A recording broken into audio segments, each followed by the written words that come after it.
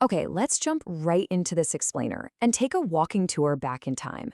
We're going to peel back all those layers of modern concrete and steel and discover how a really chaotic, unfinished colonial settlement actually laid the exact blueprint for the massive metropolis of New York City.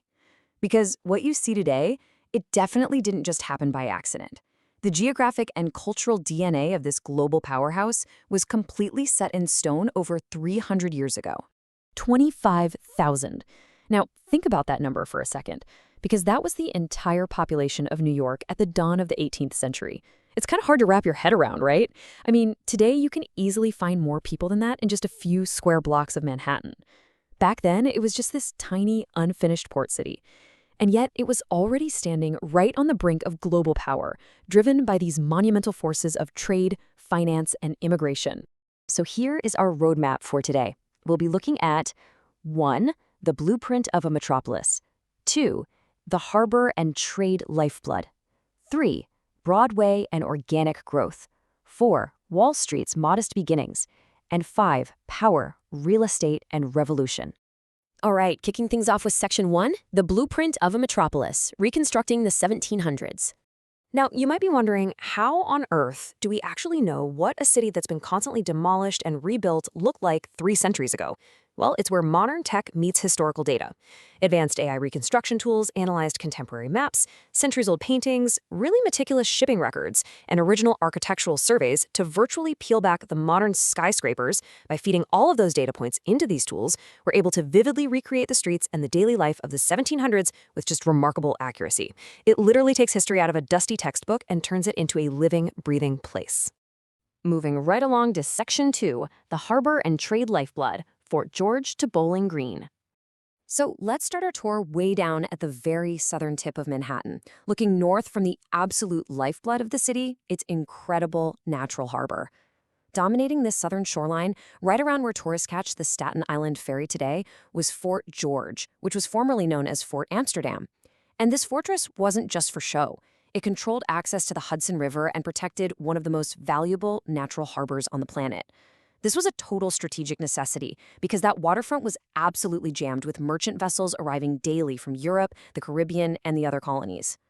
And the sheer diversity of maritime trade here is just astonishing. Look at the commodities moving through the port: sugar, rum, furs, timber, and tobacco. Basically, the highly addictive fuels of the 18th century economy. Every single crate and barrel being unloaded onto those docks represented raw capital flowing directly into the city's veins. You see, this wasn't some grand city built by royal decree. It was a merchant city, built entirely on the relentless, messy churn of commerce. Step just inland from those noisy docks, and you'd find the colonial elite gathering at a wide-open space called Bowling Green. This was actually New York's very first public park. Right in the center stood this massive equestrian statue of King George III, a glaring symbol of British authority right in a fashionable hangout spot. But, spoiler alert, that symbol wouldn't survive the coming American Revolution. When angry citizens eventually tore it down, they actually melted the lead into thousands of musket bullets to fire right back at the British Army. Talk about irony.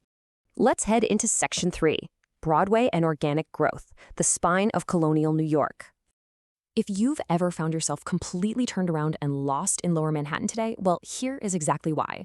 Unlike the grand, aristocratic planning of European cities like Paris or London, with their perfect grids and sweeping boulevards, New York just expanded organically. It grew through these messy, narrow trade routes shaped purely by necessity and commerce, rather than any sort of grand, elegant design. And the absolute backbone of all this organic growth was Broadway. Originally a Native American trail, by the 1700s it had completely evolved into the main artery of colonial New York. Lined with elegant townhouses and packed with taverns, shops, and churches, this former trail was the bustling hub of the whole operation. This was where news traveled fastest and, crucially, where lucrative business deals were negotiated. Think of those colonial taverns as the Zoom meetings and corporate boardrooms of the 1700s. Pretty much everything was agreed upon face-to-face over a pint. Moving up to Section 4, Wall Street's modest beginnings, from wooden wall to financial heart. Today, the name Wall Street is universally synonymous with global finance, but back then, it was a literal pile of wood.